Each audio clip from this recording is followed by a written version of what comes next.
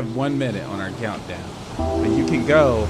You can just slide in like Tom Cruise, you know.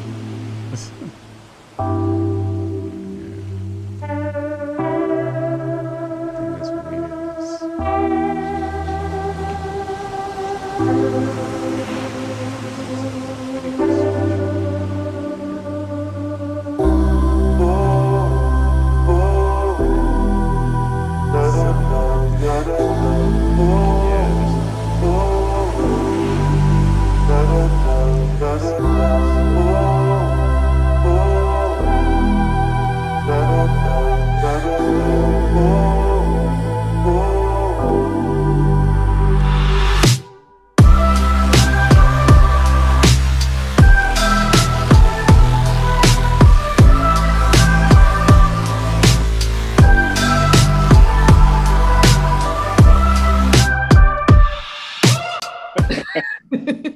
All right, y'all, we are live.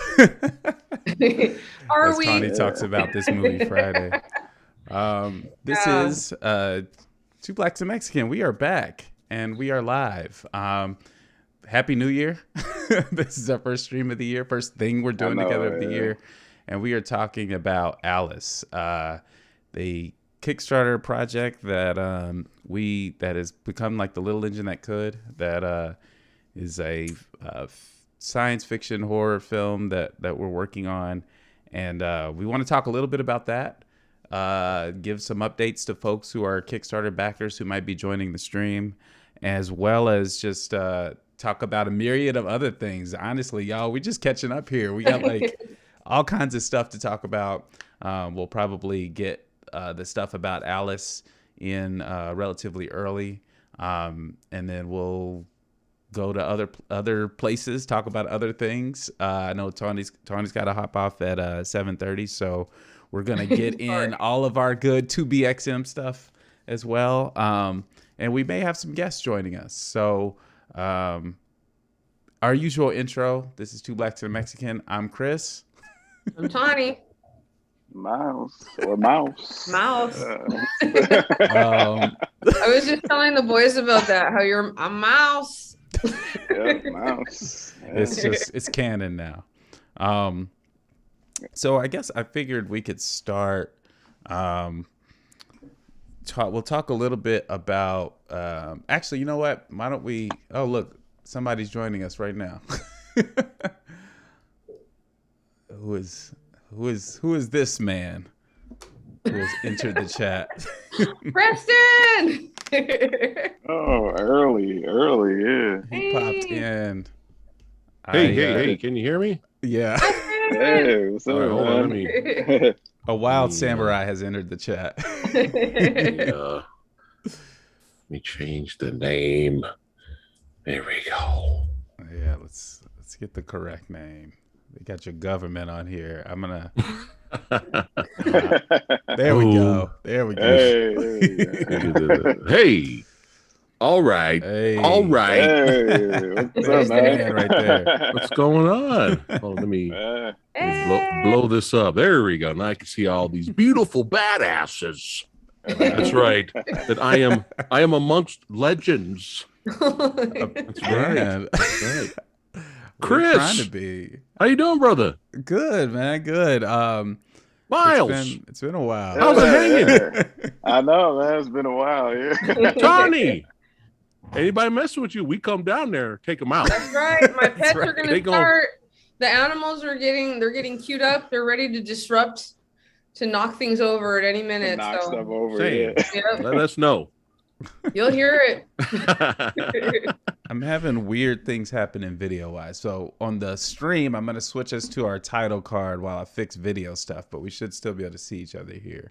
Oh, okay. So there's a big, beautiful ALUS thing while I figure out this video situation. But Okay. Yeah. Am I seeing Ash on your shirt there? Oh yeah. Yeah. Some Evil Dead action. Nice. Oh, okay. Represent some ash. Chainsaw Ash. Yeah. Yeah. Well, Man, I thought I actually watched talking some we horror watched today. Evil Dead Evil Dead 2 with my wife last Fun one. October, And she hated it. You got a divorce. She kind of did, but so my wife has a low like tolerance for things that are like For ridiculous, right? And so it was funny because, and I didn't really give her much preamble. I was just like, yeah, let's watch this, and we put it. Oh in. wow! And as we get into it, she's like, "What is happening?" Maybe should have started with Army of Darkness first. Yeah, there you go. That would have eased her in. Because it's more comedy. Yeah. When I try to describe Evil Dead 2 to people, I'm like, it's kind of funny, but it's not supposed to, like, it's really hard to describe the tone of it. So I could imagine it being, you know, a little bit of a slap for Jamie. It's the long debate. Is it supposed to be funny on purpose? It's funny. You know? I think it's a little bit of both. Yeah, for sure. Yeah. I mean, Sam Raimi, he's it's his sensibility, right? Like I think it's what he grew up watching, and he was creating some version of that. But yeah. What'd you guys think of the remake? What'd you think of the remake? I liked it actually. I thought I enjoyed it. I didn't see the remake. I enjoyed it more than I thought I would. I feel like it was a lot more clearly horror. Yeah, it was good. But I thought it was good. I thought it was well done. I liked the actors. I think the actors did a good job, and it was scary. Like it was gross. They didn't puss out on the gore, man. No, they did not. They didn't get corporate. And there's too much gore. No. We gotta cut the gore down. Like no, chainsaw through the head. Yeah, blood squirting everywhere. When Let's did it go. come out? I watched it like fairly soon after it came out. Tony, your kids are saying hi in the chat, just so you know. Oh my god. Oh, sorry. God, hey mom, how is it? And hi mom, it's me, Huck. No cursing. no, right. Okay. They're tuning in. Sorry. That's okay. I love you. I'm gonna bring up my wife is also in the chat, who is she's took particular issue with him flying through the woods for a really long time and then landing 3 feet away from the cabin. It's fun. I'm gonna bring up you guys on YouTube so that way I can see chat too. Evil Dead 2. That's the goody little two shoes scene, right? That's Army of Darkness. Is that Army of Darkness? Mm-hmm. What am I thinking of? Which one has Evil Ash? Isn't that Army of Darkness? No, Army of Darkness starts out. Isn't he already? He's already been transported through time and dimensions or whatever. I'm pretty sure. Evil Dead 2 ends with that part. Yeah. Yeah, him being back in the medieval times era. Yeah. And it's Evil Ash kicking him in the balls and going, little goody two shoes. Little two shoes. Yeah, Army of Darkness. I love Evil Ash. Is there a way to see chat? Wait, I got it. You got it? All right, cool. Okay. Yeah. All right. So we got badasses in chat. We could have some folks joining us. We'll see. I sent out the Zoom link to all of our Kickstarter backers. So anybody who decides to pop in can. But only the Kickstarter backers. If you didn't back us, you can't come up in here. You know, just kidding. I'm not even in. I'm so proud of you guys. Oh, thank you. I'm excited for this, man. Yeah, we can give some context and backstory to ALUS, I guess. So the big thing was like. And Tawny was a part of this call, actually. Like last year, we were talking about coming up with this series called Never Speak of This Again. Okay. And the idea was like, you know, just crazy stories that we kind of have some crazy twist or have some crazy element to them.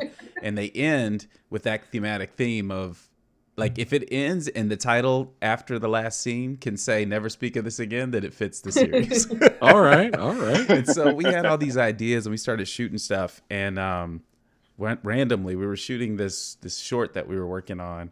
And we were in Miles's kitchen. And he's just like, I have this idea for this thing. And he started talking about this, like, Alexa, like, you know, an Echo, like, device.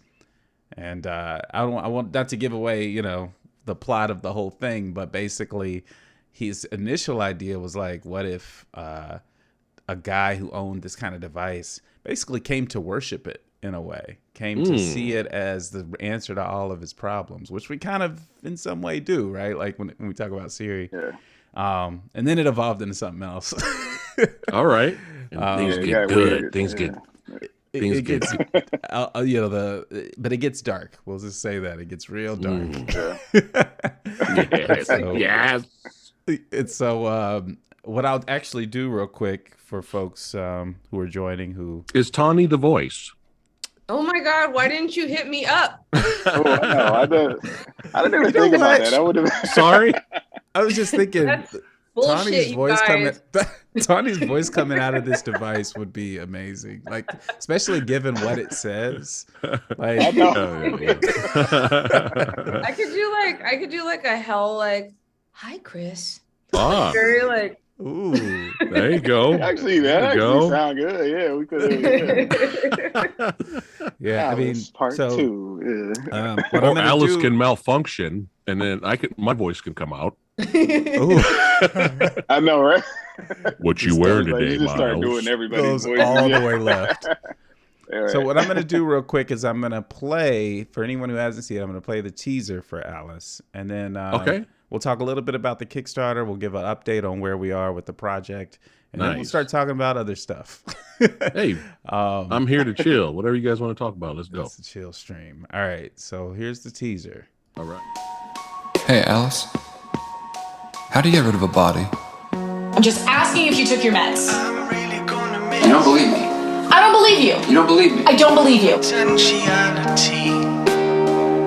Because you're having a bad day means I gotta have a bad day. Just because I'm having a bad day, you think you need to have a bad day now. That is not what I'm saying. We've been having this for a while now. I just want to get along with you. Me too.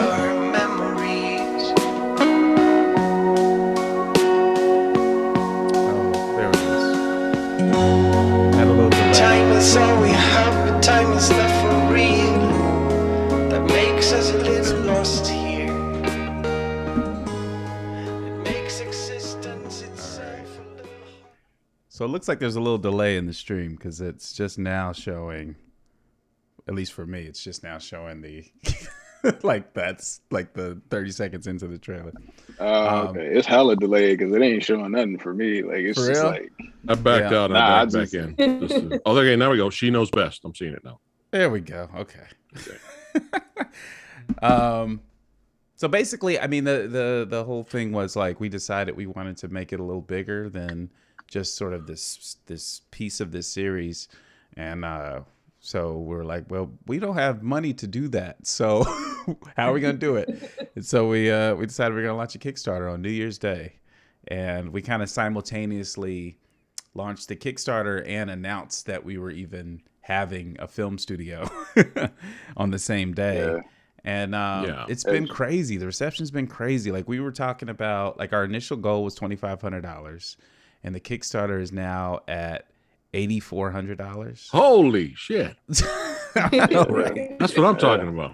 Yo, it's been wild, man. And so, I mean, obviously, like it's kind of changed the scope of the project a little bit. Like there's things we can do that weren't even on the table before. I feel like initially we were like, yo, the views let's for just your do this real quick. Yeah. The views for the video did well too. Yeah. Yeah, On the I channel. saw that. The Kickstarter. It's like there's I don't know, there's interest, obviously. And so now good. Like, you know, we have big plans for it. We feel really good about the script. We have a script reading this weekend with the actors, with the cast. All right. We're actually going to one of the locations tomorrow to just see if it fits for the setting and everything. Yeah. It's coming together. We hired a producer last week or 2 weeks ago, and we're meeting with him on Thursday to start kind of building out the crew for this thing. Okay. Yeah, it's been wild. We're a lot of the money, like we've been looking at, okay, what can we do ourselves versus what do we need some expert assistance in? And I think having a director of photography, having an on-set sound person, having a colorist for the editing, like things to really make this have a cinematic look and feel. Yeah. Yeah, it's wild. It's coming out. It's like, I don't want to jinx it, but me and Miles keep having this conversation. Like, why does everything keep going so well for this thing? Like, I don't know. I don't know what it is. But. And ALUS herself. So Gary, who is he might be joining us pretty soon, but he actually is who's designing ALUS for us, the device. Oh, all right. So he built it off of a prototype that Miles designed, and it looks amazing. Oh, nice. Yeah, I was kind of shocked by that too. Yeah, because remember at first, like the first thing, like at first I was like looking online to like try to find like a little device that we could sort of like use, and like I found stuff that was just we were like, we'll probably get sued for this, so we try to find somebody or something else. Like, so we was like, man, we're gonna have to like build this, and I was like, okay, so we're building a robot, I guess, and then we linked up with Larry, and not Larry, with Gary, and it was such a weird ask. It was like, hey, so we know you're good at fixing and like building stuff, so can you build a robot? You know, we just figured that was in your, you know, that's in your, that's got to be in your, you know, your toolbox as a robot. Again, I'm offended that I wasn't asked, because I'm really good with a glue gun. Build a robot. I know. She's like, actually, I've built several robots. You guys never knew that about me because you never asked. Right. It was funny though, because we mentioned it to him, and he's like, "Yeah, sure, we can make it happen." I'm like, "Okay," and so we come and we bring these random parts to him, and by the end of the conversation, we're like, "This dude is about to make something amazing." Just the way he was like working through the mental math of doing it. Yeah, and then he starts sending us pictures. He started texting us pictures, and we're like, "Bro, like how does it look like so much?" Like... Right. Yeah. Movie magic. Yeah, right. Right. So it's been great. That's kind of awesome, man. The Cliff Notes update around ALUS. Anybody who is interested in supporting, there's a Kickstarter link in the description. I might drop it in the chat too. I don't know can you chat links? Yeah. Okay. Yeah, you just post it there. You could do that too. Yeah. We'll drop it in the actually, I don't know, but you could try. Yeah, it's worth a shot. When I do it in StreamYard, it's fine. But yeah, YouTube, I'm not sure. Yeah, YouTube's weird sometimes, but I'll give it a shot. But yeah. So far so good. And there will be more to come. You know what I realized? I'll just note this really funny thing I realized when I was talking to my son the other day. So Mackenzie, who is playing one of the lead roles in the film, bears a striking resemblance to Heather Langenkamp. Yeah. Wow. Which I never thought about until exactly. I was like, that actually kind of works. Yeah. Awesome. All right. So just question. A weird side You just said that, question. Like, yeah. Question. Yes. The young man with the mohawk. Is there gonna be a lot of gore in it, or is it more what's the word I'm looking for? More mental horror. Like, what's the word I'm looking for, Tony? Yeah, psychological horror. Is it more that? Not so much gore. Not so much gore. It's definitely not a ton of gore. Okay. I don't know if I would say psychological. Well, Samurai's like, well, I'm out. Peace. I'm out. Well, I'm out. See you guys later. Yeah, thanks for having me. It goes like that in front of the camera. So there is some blood, but it's there's like tastefully done. Right. It's tastefully done. Yeah, I mean it's a build up, right? And so there's like it's like very unsettling, I guess is the best way to set it up. Yeah, like sometimes less is more. Yeah, there's like a vibe that's happening, right? Like it's like a HAL 9000 sort of like there's like a sort of this thing is watching you, right, at all times. And, you start to see. Are you guys happening. in it? No. You guys got parts in the movie? We are not. I know, you want Miles show up to deliver pizza? No filmmaker, director cameos or nothing? That would be funny. We're just a tandem DoorDasher team. you should have the lead in the movie at some point. He's like watching YouTube, your channel's on there. Oh, you know. yeah. There you go. know, I right? actually Quick plug. did. You know what's funny? I'm trying to remember what it was, but I had an idea for a way to randomly have Tawny in the film, and I cannot remember. It was context. It made sense in context, but I can't remember what it was. It'll come back to me. But I was like, "Ooh, that would be kind of cool if it was Tawny." I just remember, I'm just right now flashing back to seeing The Village when like M. Night Shyamalan's cameo is just a reflection. Sitting in the reflection. Yes. Like reading the paper. Oh, M. Night. Like, I just remember being like, really? Like, it's just, how long is this scene gonna last? Did you guys watch seen, Old? I have Did you not guys seen watch Old, Old, by the way? but I heard haven't seen Old's it. hilarious. I didn't. No, I never Does he have a got around cameo to it. in Old? Yes. How? Yes. Well, never mind. I don't want to know. Yes. I heard it's He's in hilarious. there. It is hilarious. I've seen a review on it. I Do you wanna remember the watch rapper? Old. The rapper in that movie, Miles? You remember his name? Yes. It's like mid-sized sedan or something like that. It's like, there's a rapper in that movie named Mid-sized Sedan. Yes. Oh, that's a problem. Mid-sized sedan, son. Go watch that. Yeah. Go watch it. Mid-sized. It's good, man. It's funny. Just like, it's an M. Night movie. Yeah. M. Night Shyamalan. Yeah, I gotta check it out. Yeah. I've watched all of them except that one, so I actually kind of like The Visit, and I'm trying to I think actually like The Visit more than maybe people actually like it. I don't know. I like really dug The it. I was Visit, like, yeah, that's the okay. one where like the two boys go to their grandparents' house. Yeah, it's a boy and a girl. I Yeah, think. the kid. I Yeah. never got around to it. Yeah, it's not bad. I liked it. Yeah. I don't know. Man, I was like, Glass. Excuse me. Let me rewind. Split blew our minds when we saw Split in the Yeah. theater, Yeah. especially with the ending, which Yeah. was like showed it that it was in the Unbreakable universe, Yeah. and we were going insane, and everybody in the theater had no idea Yeah. why we were going insane. They were looking at us like, "What?" It's a really deep pull. Like it's like Yeah. because We were over Unbreakable here wasn't like, this "Oh my big God, smash it's Bruce hit. Willis from Yeah. Unbreakable. It's Bruce Willis, and we were so Yeah. stoked and so happy until we watched Glass, and then now it, yeah, that happened. I did not That see happened. Glass. Really? I Good, didn't see Glass.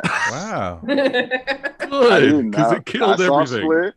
I thought Split was super dope, and then I don't know why I never watched Glass. Good. I felt like it was gonna let me down. It did. It will. It will. Glass. I don't think I hated Glass, but I remember being like, oh, okay, well, Yeah, that like happened. that I happened. guess. All right, Yeah. next. That was a movie. Yeah. It was anticlimactic given Yes. what we got in Split for sure. Oh, Yeah. And I feel like it was, McAvoy's performance was still good yeah. in Glass, but Glass it shattered. Yes. Yes.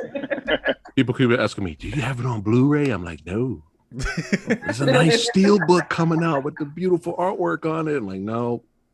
Hey, I gotta go Glass watch is it on now. sale for $5. Click. Yeah. Literally hang up like he's what I do. Well, one thing I will always appreciate about him is he's an auteur. He has a vision. He executes his vision.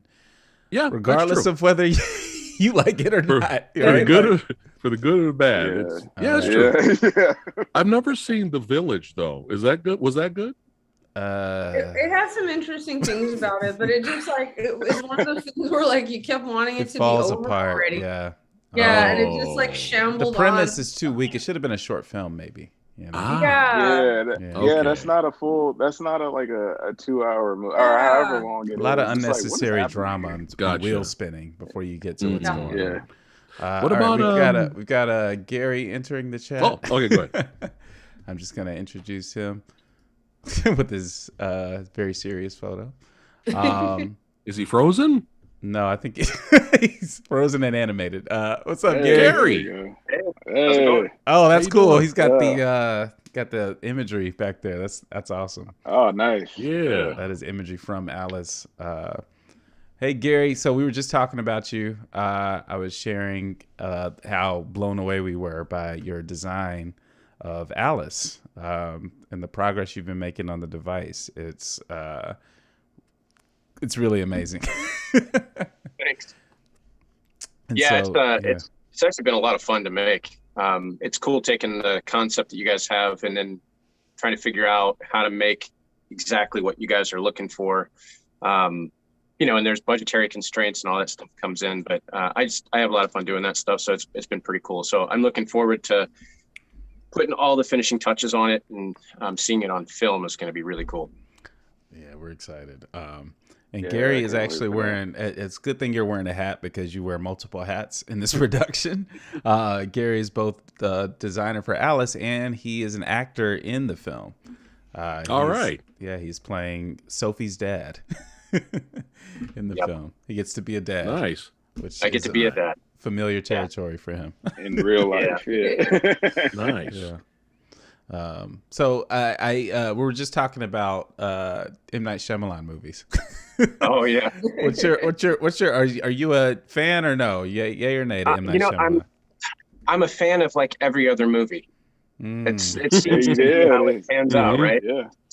So like Lady in the Water was like, okay, so it's kind of a give and take a little bit. I actually haven't seen, he had one that came out not too long ago. I haven't seen that one yet, but yeah. The one thing I do like about him is, and he's done this from very early on, is how he'll use very small tidbits and very small things that when you go back and watch it a second time, you're like, oh my, if I would have realized what he was saying right here, it would have given me a clue as to what was getting ready to happen, but you just don't get all that stuff. It's like it makes you go back and watch it all again to find all the stuff that you. Yeah, that's a good point, because for better or worse, like in the context of the story, usually whatever's happening or whatever twist is happening contextually makes sense, even if the story itself is all over the place. It's like, oh, he definitely wanted you to know that it, within the context of this story, this could happen. But yeah, sometimes. I still got signs up there. I know I probably went in a little bit when we were reviewing it. Yeah, but I feel like signs is still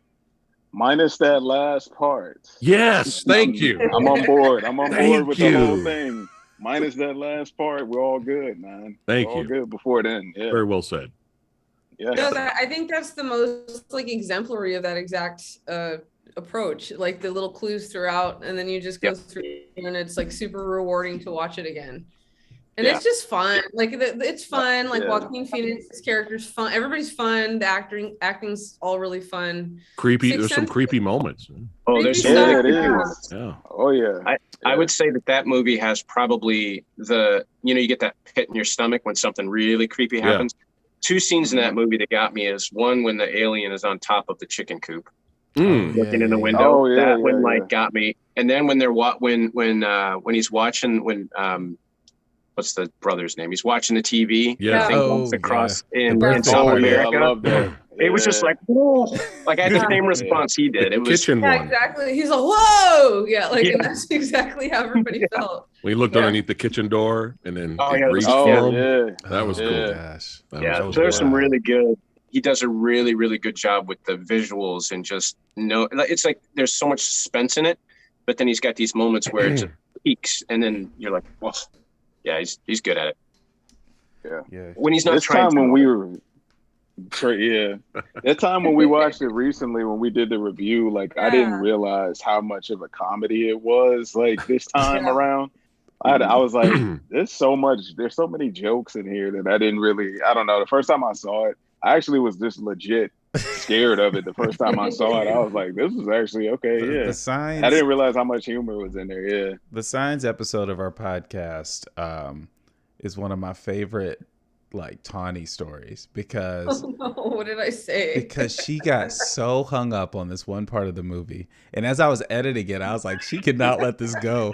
And she's talking about a scene where the cop is talking about this guy spitting, and she just kept coming back to it. She's like, he's just spitting. And it doesn't. She's like, it was like you could tell she was really just trying to figure out why is it there, and it's just so troubled by it. No, you're right. No, it's coming back. We moved to something else, and then Tawny comes back in. She's like, yeah, but then that cop thing. She's like, why did she say that? And I'm like, I don't know, Tawny. I'm troubled by it as well. Solve this for me. M. Night. Yeah, you could definitely see the Night of the Living Dead homages as well when they're boarding up the house. Yeah. They're trying to get in and stuff like that. That was great. Yeah. Until cool. the finale. But I'm just kidding. That's what I said, man. To that last part, I'm on board with it, man. What would y'all prefer? So, yeah, I always think about that. I always think when I see a movie and there's something that kind of doesn't work,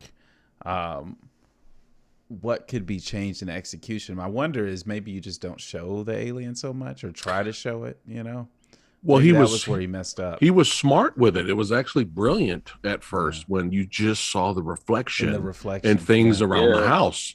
That was perfect. Leg. Like you just saw his leg in the corn, like cornrows, like in the TV. That's what made it terrifying. Like unsettling, yeah. And then once you saw the whole thing, it wasn't. Yeah.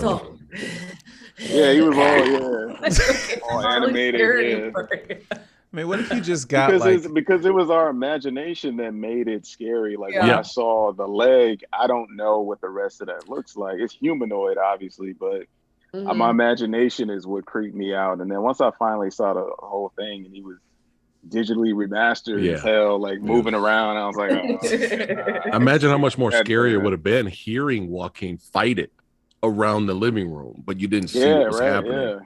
Man. Oh, we got a question there, Chris, in the chat there. Oh, my phone died, and that's how I was using the monitor. I'll read it out for you. So read it for me, please. Has any one of you seen Old? In Miles, what did you think? Miles, the only one that's seen specifically. It was because he's seen it. It was definitely a M. Night movie. There you go. That's what I was saying about it. Say what you will. It's like Gary said. It's like Gary said. I didn't hate it. It was fine. Like it was nothing to hate. If that movie made you mad, then okay, I guess. But it was whatever. It definitely has its. Again, there's always something at the end. That's the problem with twist movies. Is when you rely too heavily on a twist. We're all kind of waiting for it. Right. And if it's a twist every time, at some point the twist becomes stupid. Like it's a gimmick. It's a gimmick instead of it's a gimmick. And Old is kind of like that. And even that's the other part of Signs that kind of annoys me is obviously I didn't like the creature design, but also Swing Away is just dumb to me. That's just stupid. Like I just didn't like Swing Away. I didn't realize it until we watched it. I was like, this is stupid, man. What? Okay, all right. I'm not going to go in on it. Like we did. But yeah. I thought for a while with M. Night, if he just did a straight up movie and the whole time you're expecting the twist and the twist is there's no twist. It just ends. Yeah. That would be great. But then you have to go back and it'd be interesting. Yeah, I mean, it's been a long time since I've seen Unbreakable. Was there a twist at the end? Yeah, I think. Really? The twist was that. It was that Sam Jackson became the supervillain. He did all that stuff. He caused the train crash. Yeah, but I mean that to me was so subtle. It was well done. That was to me a well executed twist because it contextually works within the story. It's a nice punch at the end. What's weird though is that like now that they've made this kind of trilogy out of it, this idea that like it suddenly became kind of actually a superhero universe where it was sort of played to me in that original twist as if, yes, there is something special about David Dunn, but in Glass's kind of situation though, he's legitimately got some issues, right? Like and I don't know, it feels like after they sort of built out the universe more, you're like, I mean, maybe maybe this is like a superhero universe, and I don't know if that didn't quite feel like it was fully the point of that first movie. So it was ahead of its time for sure. I kind of like the idea of that movie that it was just those two. Almost like there's only one of each at any given time, and one had to exist for the other to be there. So I thought that was kind of cool. So when they built out the universe, it's kind of like, okay. Yeah, I enjoy Split though, but I haven't seen Glass, so I can't really. I don't know. Y'all said it's not. I don't know. You know what I do respect. I do respect about M. Night is that he's still keeping the twist alive. Because there's not too many directors Keeping the that still twist try alive. to do Like the dance. still try to throw twists. I feel like that was popular at one. Maybe that was like a late '90s thing where everybody was trying to have like a twist ending or whatever. He's still keeping it alive, man. Right. Yeah. He was like, the twist will not die with Fight Club. Yeah.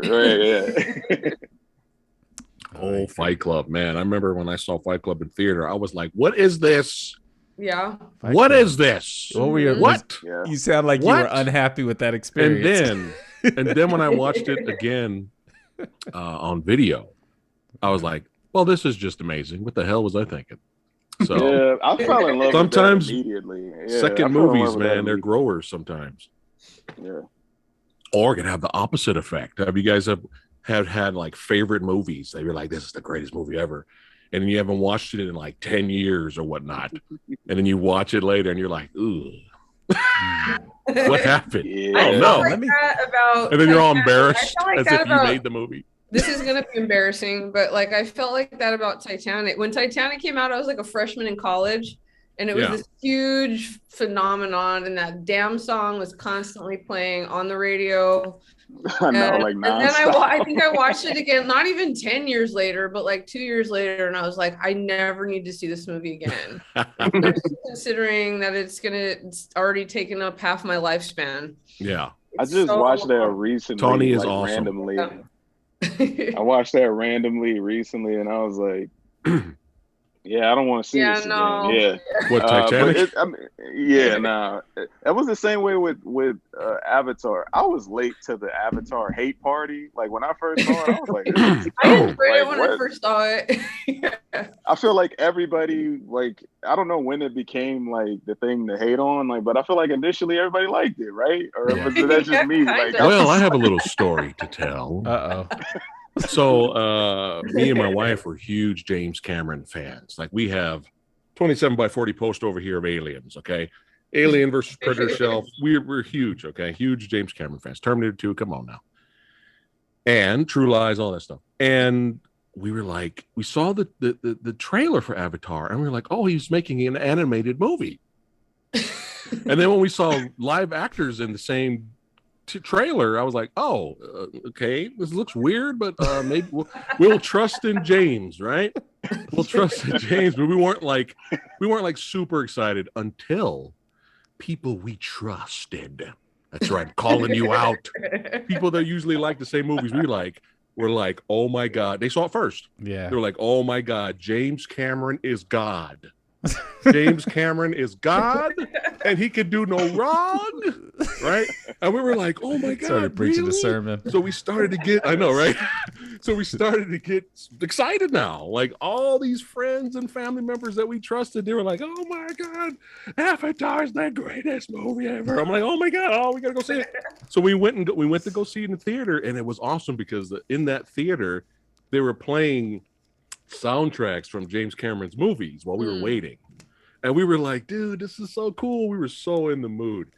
And then 30 minutes in, I turn to my wife and I go, wow, this is amazing. Like 30 minutes in, I was like, this special effects, this 3D glasses. I was like, wow, if you feel like you're there. Wow. So that was 30 minutes in. 8 hours later, when the movie ended, we took all glasses off, and I turned. I sat there uncomfortable and confused. I was really confused, and I was just like, "Oh man, did we like this or not?" Like we were just kind of like, and then we slowly turned towards each other, and then we looked at each other like, like Pocahontas with Smurfs. Oh, you know, it wasn't until I watched it years later where I started to feel. I was like, "Oh, no, it's not as good as." I don't hate it though. I don't hate it. When you look back on like past relationships that were like kind of embarrassing in retrospect that you wish you could forget about, it's like that same feeling of like, well, I was really into this for a little while, you know, Right. for a few hours, and then and then it becomes For a embarrassing. few hours. Oh, I'm not done with the story. Okay. The hatred has grown. Okay, because so we didn't like it. We were like, we thought the movie was too long and was too preachy. All right, stop with the alien fucking and this shit. Okay, know your place. If the movie was like Independence Day and knew its place, this is a popcorn flick, and then boom, you're done. But this was just like, we're trying to save the world or whatever to catch the unobtainium. Somebody wrote this script. Unobtainium, unobtainium. That's a funny. So we were like disappointed because of all the hype, right? So then after that, it just got worse over time because we're like, wait, say what? Avatar's up for Best Picture? What? What is happening? Best Picture, and then the hatred went more because people were online saying we're gonna commit suicide because there's no real. Oh yeah. What's the place? They're depressed. The Na'vi were the people. What the hell is the name? I forgot the name of the place where they lived. Whatever. I remember. Na'vi Land. Na'vi. So then they were like, Na'vi Land. They were like suffering from Land. clinical depression because they couldn't ever go there. Really? I don't remember this. This was a thing. I just saw this in my feed. Like it was like a mental floss article about, it was this phenomenon where people were like depressed. Yes. Because it wasn't real. Yes. And the final nail in the coffin. Pandora. That this movie is the Pandora. Thank you. The final nail in the coffin. This movie is the most successful movie in the history of cinema. That is. Think about that. Yeah. I feel like you've taken this as a personal affront. I've always got a hard time with that because they base it on dollar amount. They always base it on dollar amount instead of percentage of the population that saw the movie. So if you go by the percentage of the population that was alive at the time that saw the movie, to me that's a much better. And then repeat watches anyways, I saw someone did something once where they ranked the movies that way. And it was probably pretty cool to see that it was very different. Yeah. So, one more thing before we move on from Avatar. Think about this. Think about this. The most important thing of all, that this kept James Cameron from making any other great content, pretty much till he passes away. Because that's all he's making now is Avatar until he dies. What is going on with that? Yeah, there's like two more, right? There's two of them. Oh, they're going to 4. Avatar 4, probably Who more. wants this? Wait, now that's what I'm confused about because that came out in what, like 2010, 11? When was that? 2011, I think. Yeah, it was over 10 years ago, I think. Yeah. I feel like the hype is dead now, right? Like, do we want? They have Avatar Land. Like that? I don't think. Have you been to Avatar Land? I have. I actually have been there. Park. It's at Disney World. It's actually a cool ride. That's what my wife just said. She's like, but this Disney ride is pretty great. There you go. It is pretty cool. But that's the whole thing, right? Like, it's like you're saying that there was the world and the feel, the experience, that 30 minutes in moment you had is that's why I got over for a great ride. After that, maybe it doesn't make so much for a great movie. And like, it was such a, kind of standard story you've seen before. Like, you just rattled off, other avatars right after, it's like, what is it doing that's different? Well, what it's doing different is the experience. Everything else, the story, the characters, that's all pretty. Yeah. Exactly. All right. One more. And Avengers Endgame beat Avatar. And then what happened? They re-released Avatar several years later. And it beat Avengers Endgame. God damn it. That made me mad. That made me mad because I didn't even hate Avatar. I still don't hate it, but when they did that, I felt slighted in some type of way. Sneaky bastards. Yeah. All right, I'm done. No more Avatar rant. That's it. I feel like we've just been going in on the whole time. Thank you. Avatar shit. We talked about ALUS. We talked about Avatar. It's all the A movies, right? We're just talking about movies that we don't like.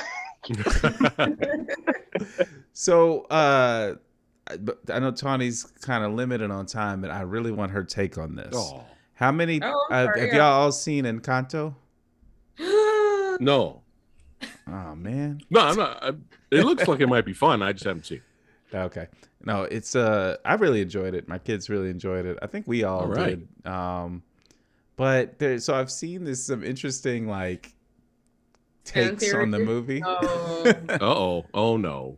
And one of the most interesting thing I saw was like, the song "We Don't Talk About Bruno's" become this like huge hit. They said it surpassed "Let It Go" on the charts and as the biggest Disney song. Yeah, it's a better song in my opinion, but I mean, maybe it's recency bias. But basically, no, it's a better song. I have personal issues with Frozen. Frozen. Okay, hold on. Frozen. Is Frozen your avatar? Yes. Well, here's the thing, though. Here's the difference. Like, I never went in with high expectations for Frozen because I don't care. But when I saw it, I did not understand the hype. I was like, what is it that I'm missing here? Like, because I watch it with my kids, obviously, and I like Pixar, I like Disney movies. There's some great ones actually. I'm like expecting greatness from it, and I watched it, and I was like, that was basic as hell. Like, what? I really love Frozen, and I loved it when it came out, and I don't know if it's because in my mind, like I was thinking of like sister themes. Like that's what was kind of like rang for me. But my like my best friend and my mom were like, my sisters, like nobody liked it. Nobody that usually likes the musicals and shit that I liked it. They were like, it's terrible. I don't get it. I don't even understand. Such a I don't know what happened. I don't know why it split people like that. It's such a sad experience. I mentioned Tawny walking out being like, that movie was, and then they're just like, garbage. It was terrible. And you're like, yeah, it was really bad. It's all right. You just gotta go along. I think overall, I think Encanto's stronger musically for me, and I don't know if that's just because of my affinity for the Lin-Manuel style. Oh yeah, he's a beast. He's a beast. He's a beast, and we watched. I don't know if you guys saw Vivo. It was a Netflix. Same thing with the music. Like not as strong of a movie. No. But the songs are just like that dude is he's crazy talented. I didn't see Encanto though. I enjoyed that. In Vivo, he actually voices a character that actually adds something to it too. But no, so there's been an interesting dialogue about We Don't Talk About Bruno, and someone made an interesting point, and they said We Don't Talk About Bruno is a really great villain song, and not to to not give away much about the movie, it actually how do I say this without spoiling the movie? Basically, the villain of this movie is really like some issue within the family, and the idea that like the fact that we don't talk about Bruno is what makes it a villain song. And the idea that you have a family member who we don't talk about. And that's kind of heavy if you think about it. And so people have said, I'm sorry, go ahead. No, there's an argument being made that the Madrigal family has some heavy toxicity in it. And that there's some, throwing people away and like, I don't know. I'm kind of here for that conversation. No, absolutely. And I've heard that too. I've been reading all the the analysis and the fan stuff, and it does become toxic. But like when you look at especially the Dos Oruguitas song, which is the one that's going to be up for I think an Oscar. Bruno's not going to be up for an Oscar. It's Dos Oruguitas. That's a beautiful song though. It's a beautiful song, and I cried my eyes out. And what I think that movie's about is, yes, there's toxicity, but the toxicity is a byproduct of generational trauma that had not been resolved. Like the reason, and that's what the song is about, or like that's what like part of the closing, scenes are about. She's like, I was holding on so tight because I didn't want to lose my whole shit again. Like she had her whole world ripped, and it's set in Colombia, and it's supposed to be like the implication is that it's this political death, and there's all these goofy fan theories about he was a sorcerer or whatever, and I just think what it's about is that like they lost their home, they ran for it, he didn't make it. And the song is about, two caterpillars loving each other and then having to go their separate ways. And there's all that heavy butterfly, the butterfly motifs on everything. The candle, obviously. Mirabel's outfit is all butterflies. And there's something about like recovery from trauma. And that's what the abuela acknowledges. She's like, I fucked up because I didn't want to lose what we had. And so I was just holding on so tight. And that's what, and you see it like and it's not just Latino families, but I know that it's resonating with a lot of Latino families, like the pressure of performing for your family. And having and not being seen as an individual with their own needs and their own emotional sort of spaces that need to be filled, but like you're this member of this unit that has to perform and keep performing. And that Surface Pressure song, which Chris, you're the one who was like, you're like, when you first heard it, I hadn't seen it yet, and you're like, you have to listen to it. Yeah. That's become my favorite for sure. Oh my gosh. I don't even think it hit me as hard the first time as I heard. I was crying the other day because I was feeling all stressed out. And it's not even like my family. Did you start humming Surface Pressure while you were crying? It's been stuck in my head. And then my sons really love it too. But I think that's what's beautiful about the movie is like at the end, she's like, the miracle is not some magic that you've got. The miracle is you. And there's a recognition of the importance of individual people and individual needs, even within this, this family unit. And it's just kind of really beautiful because I think they still are there as a group. But it's this like, I just finished reading at the semester. I was reading Raisin in the Sun with my juniors this year. And I kept thinking about that because that's kind of like at the end, they realize that they have to be a family. Like whatever all the individuals want, like it's not going to work unless they're a family, but the individuals are important too. And I think kind of that's one of the things I was thinking about taking this movie in. But the toxicity part, and Bruno, I was just telling another friend of mine, like, I feel like there's a lot of queer coding. My sons are asking me, they're like, Bruno's the only character that doesn't have kids and isn't married. Like he's not married, doesn't have kids. Right. He's kind of the family secret that nobody wants to talk about. I see. That's interesting. I never thought about that. To me, I didn't even think about that. Yeah. So we got some. I can see that. Yeah. Deep Disney, dude. This movie. I was about to say, when was the last time Disney got deep? Well, that's what I was kind of thinking when we were watching. Interesting. That Surface Pressure, like that first time I heard it, it kind of hit me because we saw it in the theater when it came out, and that song, she says, it's the part where she says, doesn't hurt and let me carry every family burden. I was like, whoa, like in my head, I'm like, like because you just think about that being in a Disney song, like in a Disney movie, you have somebody talking about feeling immense pressure and stress and breaking and having to power through anyway. And I was like, what is this movie? And that's early in the movie. And so as you're watching it, I'm like, yo, this is crazy. Like I get it's about time. The music really does carry it because the points you're making, Tawny, like I didn't fully resonate with me that way. I mean, overall I think the broad strokes of it do resonate, but like I think it's because of the pacing. Maybe there's a pacing thing. Because the resolution kind of happens really quickly towards the end. It does, yeah. And so the song helps that resolution.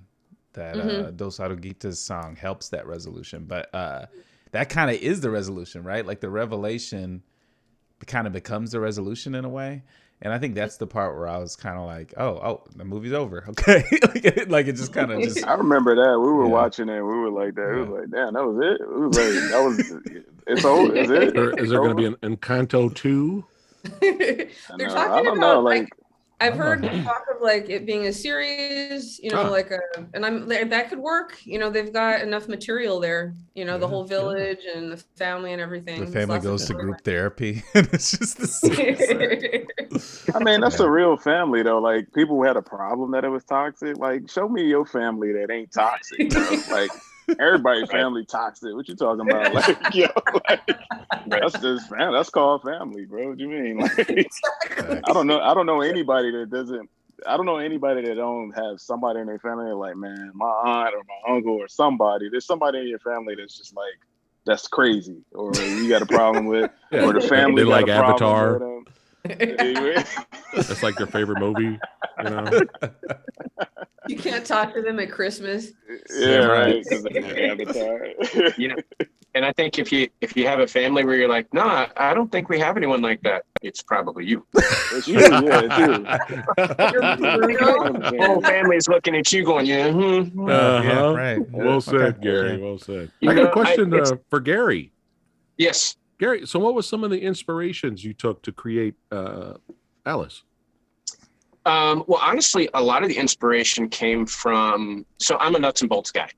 Sweet. So I like looking at things and just creating, but it's also a lot of fun, which in this case, a lot of the inspiration came from conversations I had with Chris and Miles. And I think a lot of what they were looking for is, and I guess I brought some of this to conversation, but I think it was just mostly what their idea of it was it needs to be very sleek.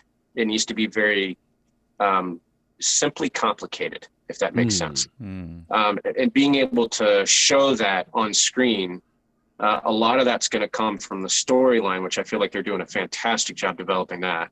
And then there just has to be enough. One of the things we talked about a lot is when actually a good example of this would have been signs.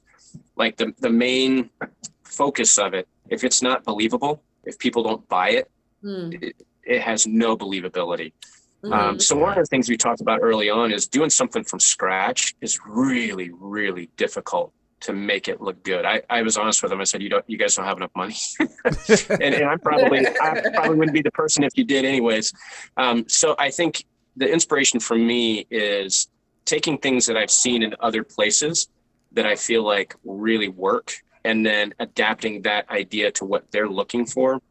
So some of the ways that I developed it, and then, it's amazing what you can come up with using simple methods, but make it look really polished and complicated. But I'm a huge fan of simplicity. I'm a form follows function. And I like, so I like the idea of the whole thing working, but working only as much as it needs to, if that makes sense.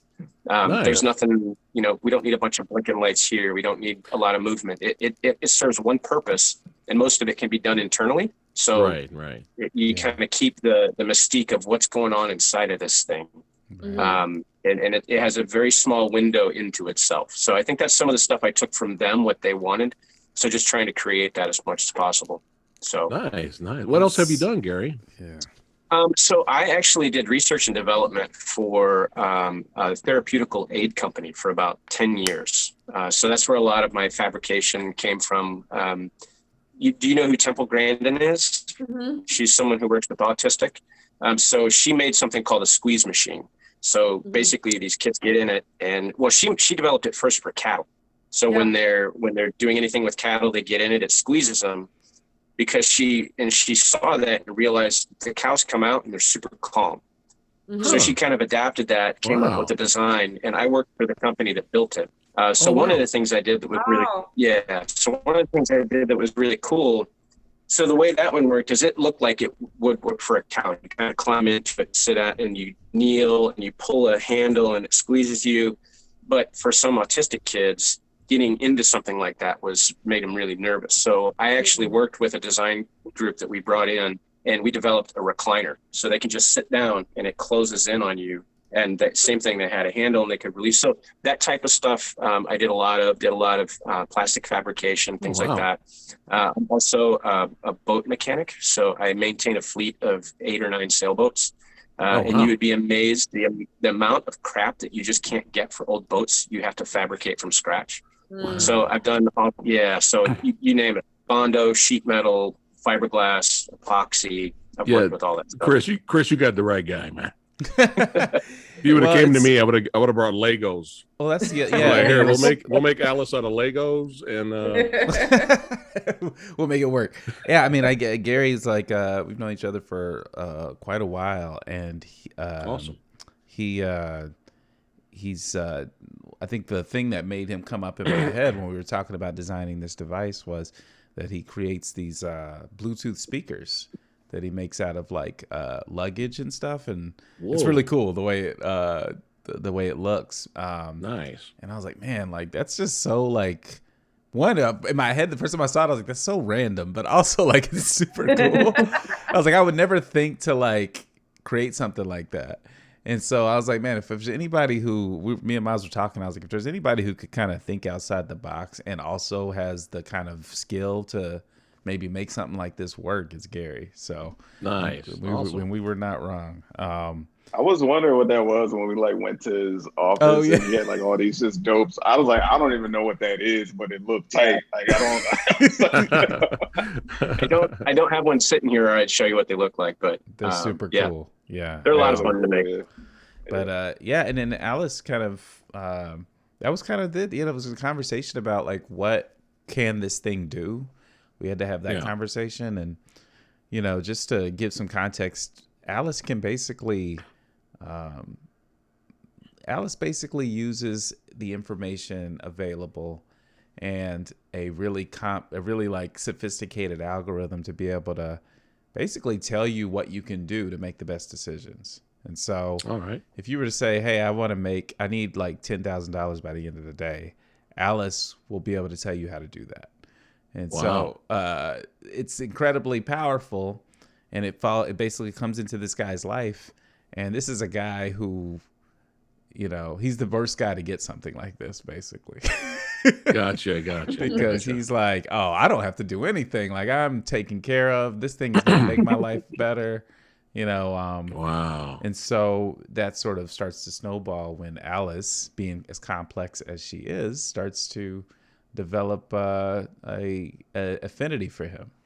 And so nice. Yeah, that's a big part of it. So we had to have it be able to sort of, it was limited. It was okay for it to have limited mobility, because it's like when he gets it out of the box, it's like an Echo, right? Like he's got this nice Apple style box, this cool design. He gets it out and he's like, all right, what is this thing? And then it starts talking to them, and antics ensue. So I can't wait for the antics. Yes, let's go. Let's go. Look at this. Look at these guys, Chris and Miles, future filmmakers. Man, there we go. We actually got Gary on board. What? He's gonna be in some future projects. What? Oh, and Gary. I just threw her in there. I got your back, Tony.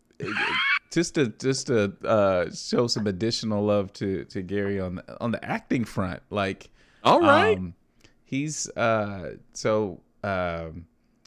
playing the character that he's playing. Like, I met with Gary last week. I think I was dropping off some parts to build a second Alice, and Gary like gave me this idea, like just talking about the script, and he's just like, what if this happened? And I'm like, yes, that needs to happen.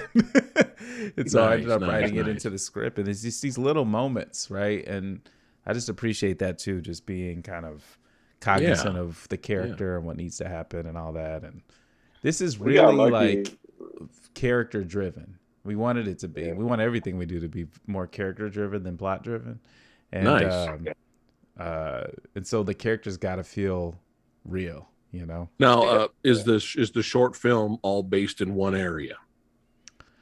There's mostly, two main locations, but it's mostly I like movies like that, man. Yeah. When it's just one location, it's just all up to the dialogue and performance, and what the story and the plot makes that one location like feel huge. I think I like stories like that, man. It is, and we got lucky. I was gonna say we got lucky because the actors, including Gary, like everybody seems to want this to be as good as it could possibly be. Like nobody's just kind of like, yeah, all right, whatever, I'll do it. And like everybody seems invested in it, which is making us being like, okay, I don't want to mess this up because everybody really seems like they're like, hey, you guys, we think that this could be cool, like, and you guys are making it seem like we trust you guys to make it, be what it is. So people are investing, they believe in it. So I'm like, oh man, okay. I'm seeing like the level of, especially Mackenzie, who plays the lead role in there. Yeah. I remember when we met with her the first time, I was like, okay, yeah, she's the person. Yeah, this is the character. Because she was so into it and she was coming up with all these different things and stuff that we hadn't thought of about the character and stuff. And I was like, okay, yeah, you got the role. You won. You got the role. Like, well, it was fascinating because my son actually is how I got connected with both Chris and Mackenzie, who are the sort of the main leads. And they were basically their graduate assistants in the performing arts program that he's in.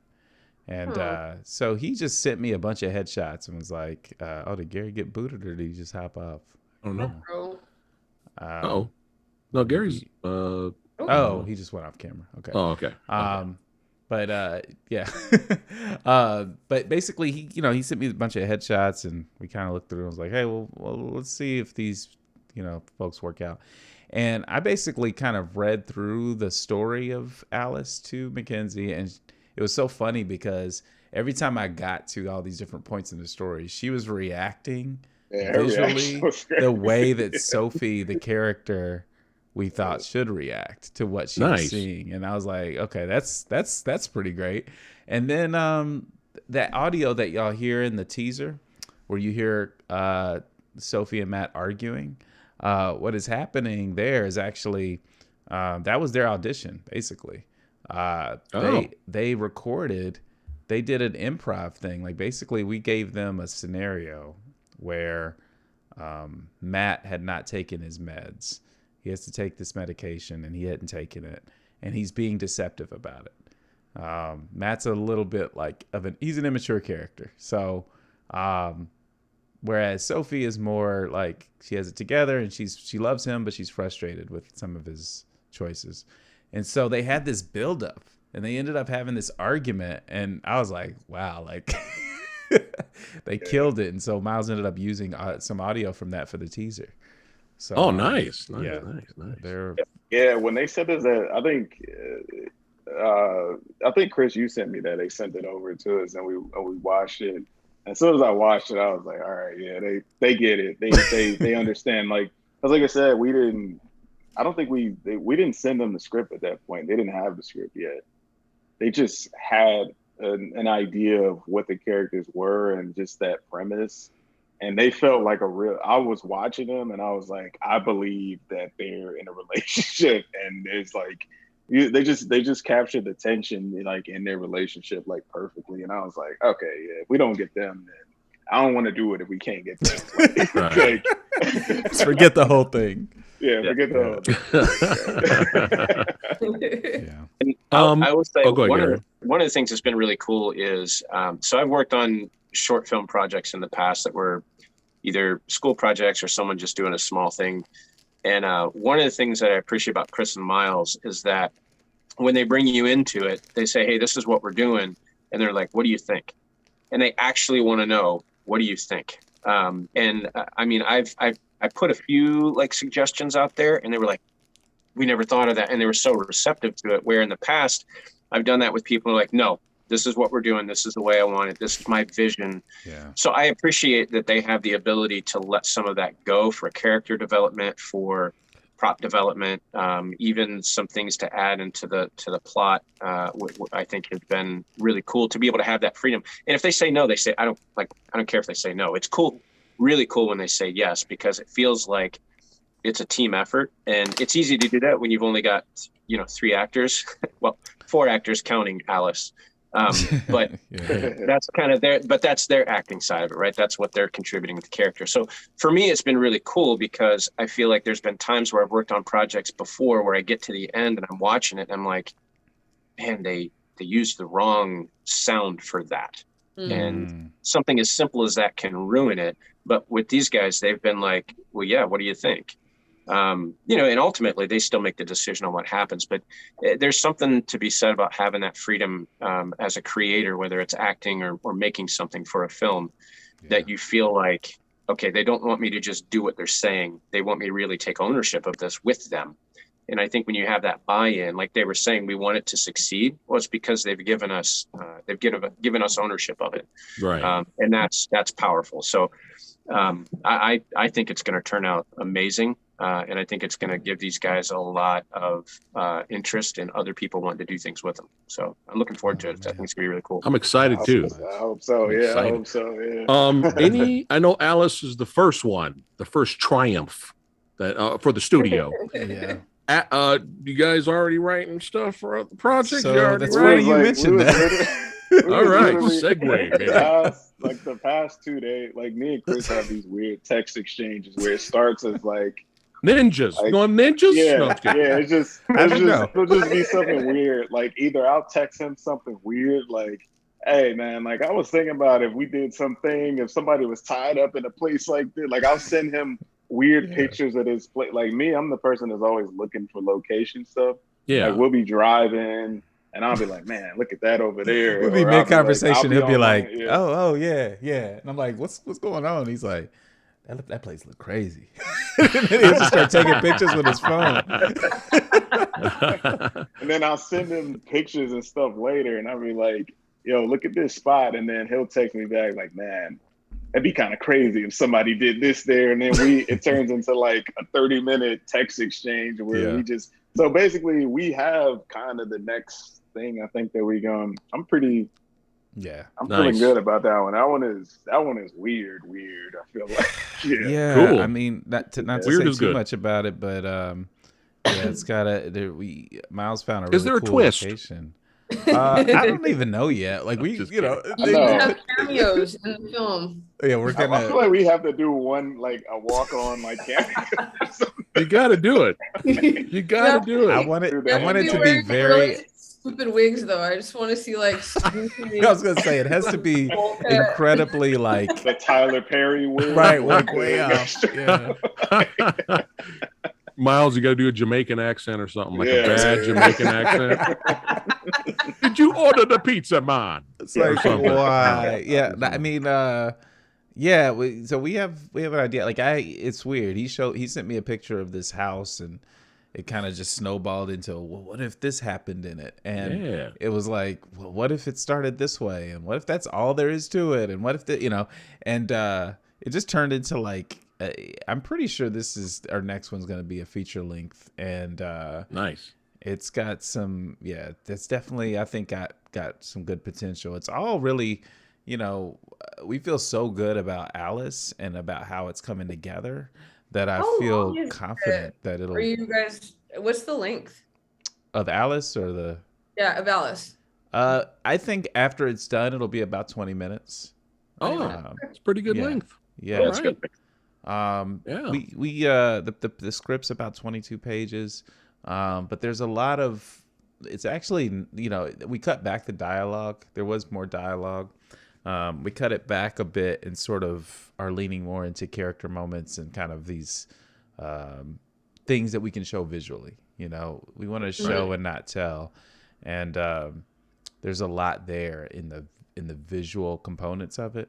Nice. But and we wanted it to also crescendo really well when we get to that climax, because the climax is pretty, the climax of this is very heavy, and so it was important to us that the characters really work. Otherwise that climax doesn't work because it's just such a heavy thing to have happen. So 20 minutes. And then this next one, the next one will be looking like it'll be a feature length. In between all that, though, we have all these other projects. Like I'll give the quick sort of Swim Good Studios rundown.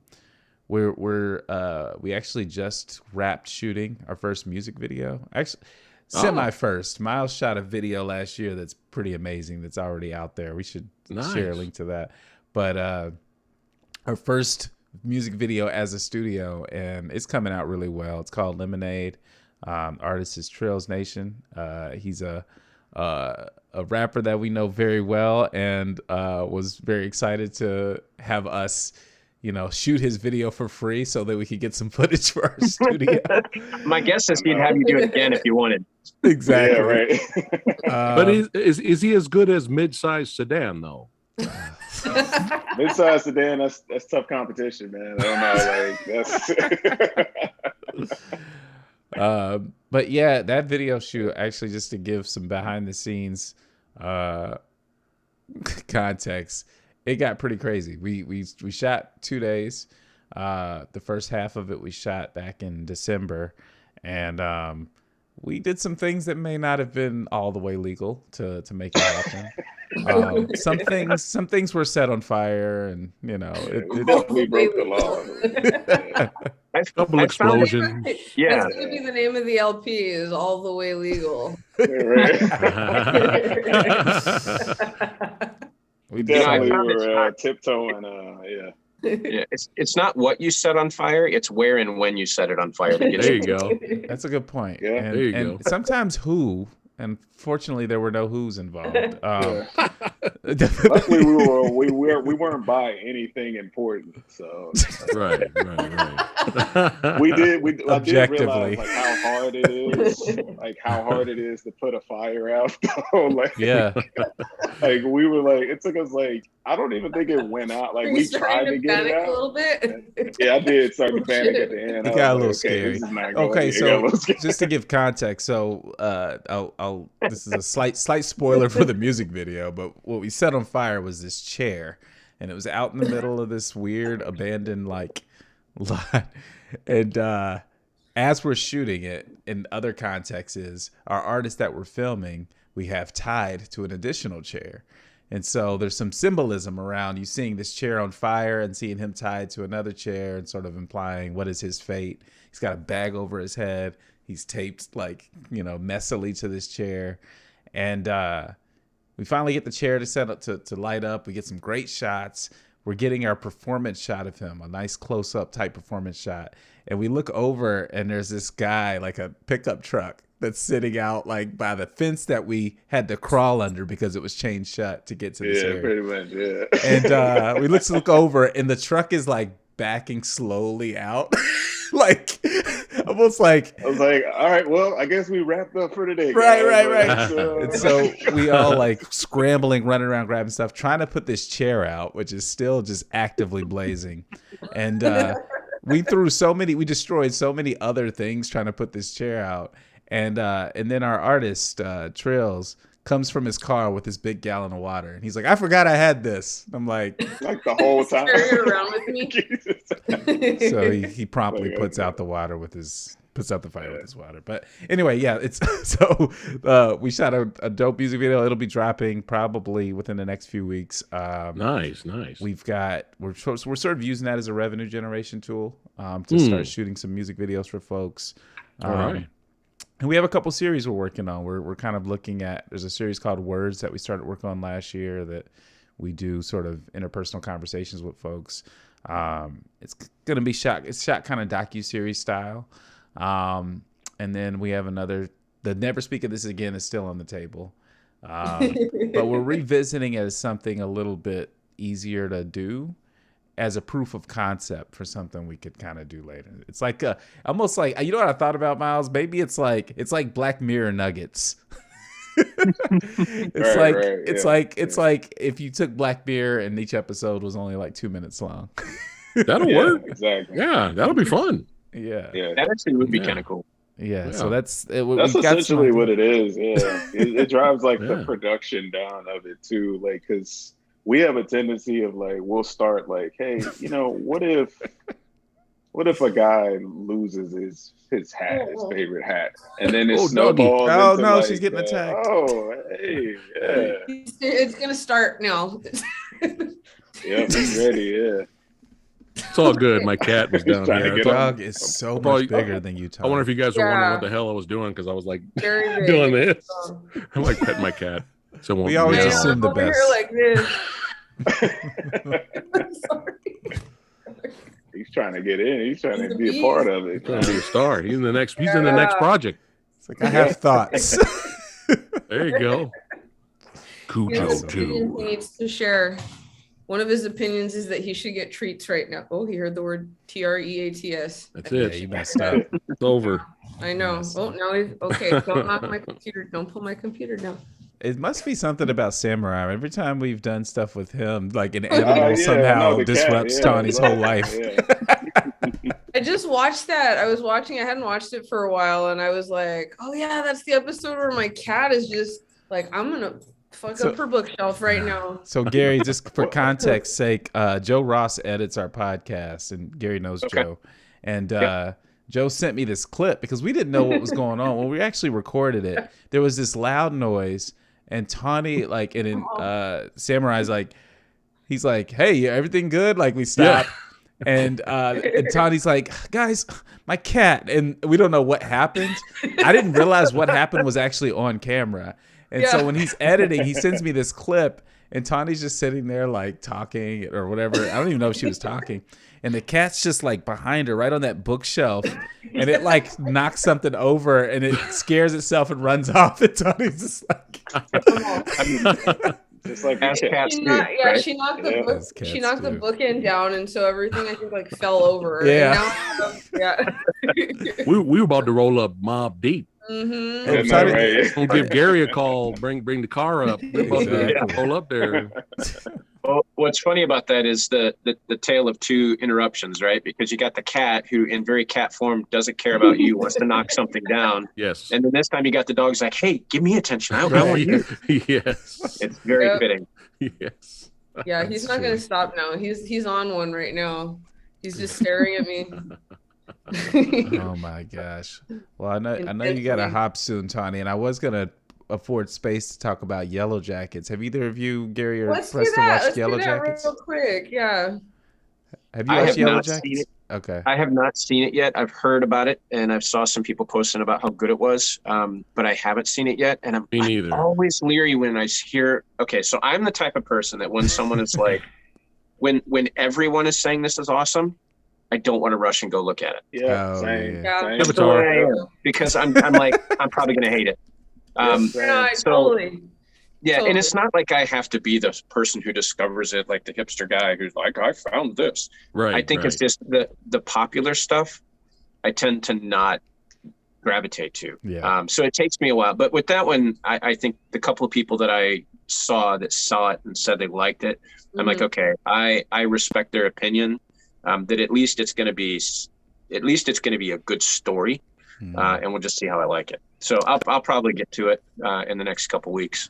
Can you guys talk about at least what it's about, like the plot it's got all these great elements. So like a while back when we did that episode on Ravenous, I made some comment that like I didn't realize made me sound like a crazy person, but Chris and Miles were laughing because I said something like, yeah, I really like cannibalism. I said something like that, you know, and so I was sort of reflecting on what it is. Yellowjackets. I'm into it. Really? Yeah. That's what it's about? When it has it, so it's a girls like high school soccer team, and they're like going off to the national champions. They're just really good, and you get the stories told in a combination of flashbacks. And like the very opening scene, you see like a girl running through the woods as though she's being pursued. And then you see what's implied is that she's like hung up and cut open like a deer, and like they just show people eating meat. So there's pieces missing, and you're sort of, you know, you're filling it in your head as you're watching the first 2 minutes or whatever. But like it has these elements that I, for whatever reason, like if it has, he's throwing his bone around. If it has a plane crash in it where people have to survive in the wilderness for months, I'm in. Like, I don't know. Such a specific thing. Some sort of subgenre that I'm like, I love the movie Alive, which is probably objectively not a fantastic movie, but it just like for whatever reason has always been something that I'm fascinated by. And then Lost was I was like a big Lostie. And this show has some elements like that. It's mysterious. There's some sort of maybe supernatural thing happening. But the real treasure of this show is the cast. Nice. Like the women, especially I mean, the girls are all really good. But like I really love Melanie Linsky, and I just feel like she's so underrated consistently. She's and Shauna. She's Shauna, yeah. And Gotcha. Shauna is such a cool character. Juliette Lewis's character, Natalie, is such a great character, and the girl that plays her as a kid does such a good job of playing her. Oh, nice. But it's a fantastic cast. It's got these sort of mysterious, murdery elements. There's the plane crash. There's all the like politics and the in-group fighting among the girls. It's just really fun. And there's definitely like there's a little bit of the Lord of the Flies situation happening. And, that's what I was talking. That's kind of like, all right. This is what I'll say. Like I put on the first like 2-3 episodes, and I was like, okay, I'm into this. Yeah, take me there. All right. Go. Yeah. And then I don't know, it kind of lost me. Like as it got later on, I was like, all right, where we going? So here's what it is. Here's what's helpful to know going in. This is not a 1-season show. It's not a limited series. This is a long, like this is a, you know, and they are taking their time giving you kind of information. I think it was originally pitched as like a 4-season series or something like that. And that makes sense now. If I had known that going in, I went in expecting it to be some complete thing. And because I had been watching these series, like I just watched Squid Game, and that was pretty complete. Right. I just watched Midnight Mass, and it was complete. So I was in my mind, I had the expectation. I love Midnight Mass. I had the expectation that it was like, oh, okay, I'm gonna watch this thing and it's gonna be a complete thing. And then when I got to the end of this, I'm like, oh, they trying to, okay, all right, they want me to continue to. Yeah, it ends in they want me to pay. They want me not to pay to spoil for what happens, but it there's not a solid resolution. You're definitely left wanting to know more. Has it been cleared for more seasons? Yeah. So yeah. Oh, good. Yeah, all right. I saw that the other day. They got approved. I know for the second season at least. So. Is Christina Ricci in that? Yes. Yeah. Does she age? I know, right? Doesn't age, exactly man. the same. Yeah. She's one of the she's one of the funnest characters, and the girl that plays her as a kid is really great too. She's a big old weirdo in that. Great cast. that show. And I forget the actress. He's the female from Paul Rudd. Right. Yeah. Oh yeah, that's true. Yeah. I pretty much she was randomly. Why was she so randomly in the Matrix Resurrections? Did you notice that? Well, the Matrix Resurrection. I was hoping random. we didn't bring this up. Yeah. Are we gonna go there? Are we gonna go there? Can we? I mean, you brought up Christina Ricci, and I remember being like, I remember when she popped up in that movie, I was like, oh, I wonder what's going on with this character, and then we never saw her again. I was like, okay. I don't know if there's been a more pointless. There was a fourth Matrix movie. Right. I don't know what happened. Oh. Exactly. I didn't finish it. I got about maybe halfway through, and I just kind of never came back around to it. But I got all the way through, and I was like, "What just happened? What did I just do?" Resurrections was kind of like the Neo loves Trinity. Is basically that movie was. Yeah. Because we didn't get that from the original one. Right. No, not at all. It's like you got Happy Days and Joni Loves Chachi. You got Matrix. This is Neo the whole movie. Neo force field, yeah. Neo hit him with the force field. That's it. It's like every 5 minutes. And like it really didn't That's a pretty good Keanu. I am a Keanu Reeves stan. Like I think he's just the most.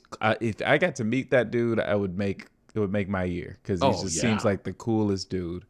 But that movie did not do him any favors on the acting front. I was like, I forgot Keanu because I'm just waiting for John his Wick. range I'm just waiting for John Wick 4. Give me some more that's John his. Wick. That's his sweet spot, and they tried to take him outside of his sweet spot in that movie because they needed him to, like, the bathroom scene when Morpheus comes out of that bathroom stall, and the way Keanu's acting in that scene, it's like he's supposed to be manic, I guess, but because the lines indicate that he's manic, but the way he's acting, he's just like, what are you talking about? What? And I'm like what? Like, no, like This isn't real. He should be like the way that scene is written, he should be like freaking out. But it's because he's Keanu. It's like, oh man, what's going on? This is crazy. Just give him some guns, man. John Wick 4. Yeah, Exactly. that's what I was confused about. I'm like, he does this, or he still does this now. Like, he's really good at this, the action part. Yeah. What happened? Did he just didn't want him to do that? There's rumors that it was intentional. That the poorly filmed kind of action was intentional, and that the we filmed it poorly on purpose, right? Yeah. Okay. Who Yeah. said that garbage? Well, here's why you have to ask, like, amazing. you have the same or at least one of the same directors, Right? You have a lot of the same, like, there's a lot of crew coming back. Like, why is it like that? And so, there's some theorizing that, like, they didn't want to make the movie, and so they were kind of phoning it in a bit. So, I'm not rolling. I'm not rolling. I mean, made a wag movie. You just made a wag movie. Man. I kind of believe it was phoned in though. Like, it doesn't seem like there was much effort put into this movie. Like, it feels like a HBO Max movie. Like, it felt like a TV. You know what I mean? Like, you know how it was the cheapest looking $160 million movie. Right. Yeah. For real. It was like they just were like, just do this. We'll figure it out later. Just do that. Yeah. So I don't know. It didn't happen. I don't know what you're conceptually, I actually like. what's weird is I actually like some of the ideas that it teases early in the movie, but it just turns into kind of like, oh, but look, this guy's actually the villain, and now it's a heist, and now it's like, all right, well. How did you enjoy Crystal Light, Agent Smith? Crystal Light. That was weird. Yeah, see, that's what I'm saying. Like, I pretty much dislike 98% of the decisions in this movie. Like, and you know what's even weirder? I guess I like the text that they used. I don't know. Like, that's I guess I'll give them that. The text looked good or something. What's even weirder is I thought they couldn't get people back, and so they did this weird kind of replacing them and acting like it was a Matrix thing. Mm-hmm. Whereas Fishburne said, I wasn't asked. He was like, I wasn't asked to come back, and like I was just like, so you just. It was. And Hugo Weaving said no. I think. Like, why did he said no. I think he said no. But like he did the right thing. He knew. But but here's my thing. Like, you don't need those characters. Like, you could just make if you're gonna, like, to me, The Matrix is actually a really interesting universe. You could make other stories in that setting and have it work. Like the brought it back Animatrix as a really series, cool, Yeah, maybe. like a series. Yeah, It has nothing to do with Neo and Trinity. It has nothing to do with. There you go. It's just a new thing. That would have been cool. Yeah. But and I felt like they even set that up when they talked about how many times this had replicated itself in that universe. Exactly. Right? Yeah, exactly. You could have went back to the previous. You could have went forward to the next, and it been a completely different. I mean, it could have been a completely different thing, and they just haven't tapped into that. I mean, I think that's a gold mine. You could even do, someone really put some money behind it. You could do a mini series with that. Yeah. Really that's the direction that they should have went. Like, I actually would have been intrigued. Show me what happened before Neo. Show me the instance of this all happening before that or after, whatever. Like it keeps happening, so you could just keep telling it however you want to tell it. Like, I don't understand who was his predecessor. Like, I want to see who that guy was, because they bring him up like in the previous, in Reloaded. Who was that? Like, you could tell that story easily. Like, this movie you could go so many different ways with it. I mean, just based on what actors you could get for it. I mean, you could go male, female, you could go old, you could go super young. I mean, you could have went so many directions. And they went in the one wrong direction. Like, one direction that was completely wrong. They went down that. They went back to the well. What is the best sort of? What will we? Guys, what would just? I gotta head out. Okay. All right. I'm sorry. I might have to get my kids ready for school tomorrow. Don't apologize. We're gonna do this. We're gonna get it together. Do more 2BXM stuff. So. Yes, please. Yes. Good seeing you. Meet you, Tony. Have a good night. See you later, Tony. Bye, everybody. Yeah. What is a remake like? I forgot to ask her if she's seen the movie Raw. Damn it. Yeah, is that a cannibal plane crash movie? The cannibal No, plane crash it's movie. like extreme, like cannibal type movie, and it's on Netflix. I forgot to ask her if she's seen. I gotta check that out. Because if that's her thing, Raw's the one. Raw's. So I'm curious about these kind of like movies that are made, like sequels made years and years later. Like, is that? I'm trying to think of like what's an example of that being done really well. Terminator 2 is probably the best. But see, that wasn't too long after the first one, right? Like I'm thinking about like these sequels that come out like 20 years later. Oh, 20 years later? Yeah, I mean like the Matrix. That's like a new phenomenon. Oh yeah, like Scream, right? Kinda, like, yeah. It was entertaining. I enjoyed it. That was all right. Yeah. I was surprised. I was telling Miles that did either Gary or Miles? I didn't see it. I didn't see it yet. I told you I'm not a huge Scream fan. Yeah. I like the original is fine. The second one is kind of whatever. The third one, I just lost me completely, and then everything from there, I'm just kind of whatever. Yeah. I like the take they did with this new one. I thought it was interesting. Yeah, it's entertaining. Yeah. I will say about not Halloween Kills because I didn't like that, but Halloween 2018, I didn't love everything about it, but I kind of dug it. Like for the most part, like there was some stuff in there that I was like, yeah, whatever. But I think that one, I mean, that's been rebooted to hell like so many damn times. Right. Like I mean, like it's every couple years, like every 10 years, I feel like they just. It's funny you mention that because the new Scream that's kind of what it's going after is the requels. They call them requels. Yeah. Like that's kind of what's popular right now, which is kind of clever on their part was to play with that. It doesn't work all the time, but no, it doesn't work most of the time. Yeah, like, no, I don't think so either. I think to me, it's when you. My wife just chatted Scream. She loves the Scream movies, so like we brought up a thing that brings her joy. Does she like 5?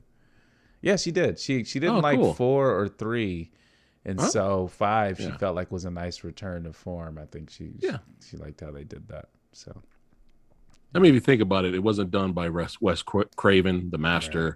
It was a horror movie released in January. Yeah, where movies go to die. Yeah. You know, and it was entertaining. I enjoyed it. But yeah, go ahead, Gary. I think you got cut off. Yeah, I think to me, with so many examples of that genre, or actually improved on that genre that are coming out, you know, like Us and things like that. I like the old, just simple Thrasher run from the guy with the knife thing, and he pops out somewhere and never dies, and one person's left. It just gets really old to me.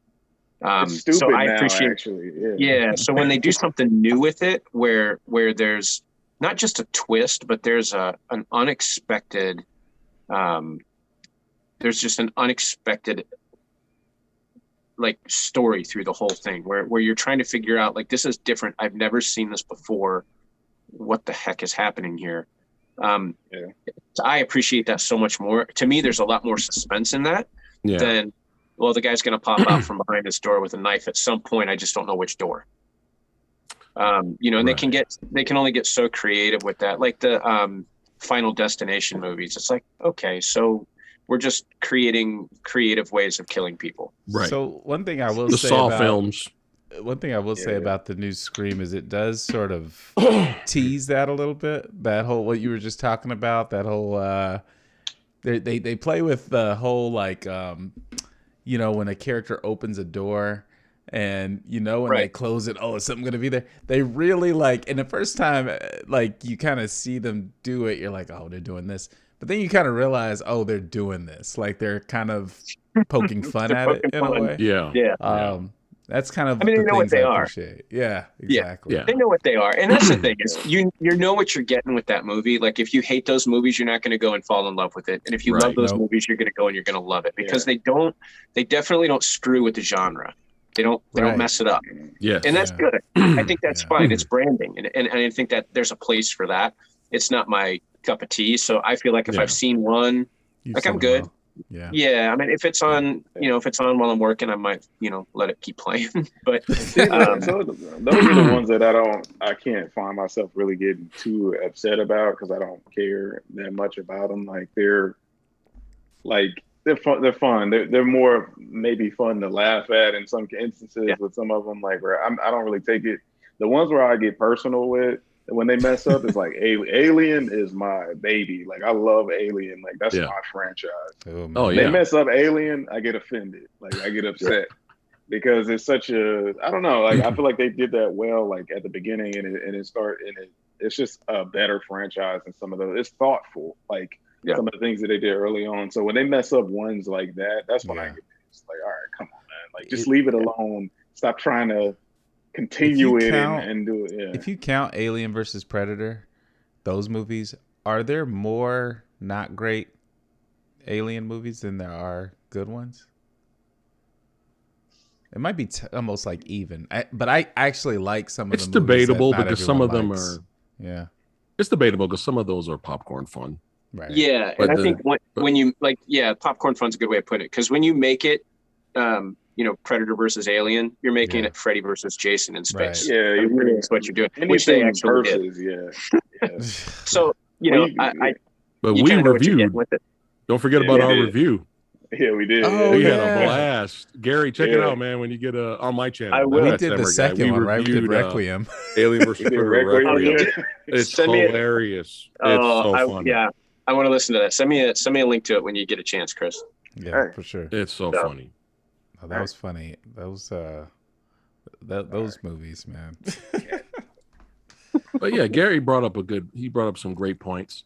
I also think though that it's, every genre has their shit piles, like the slasher genre.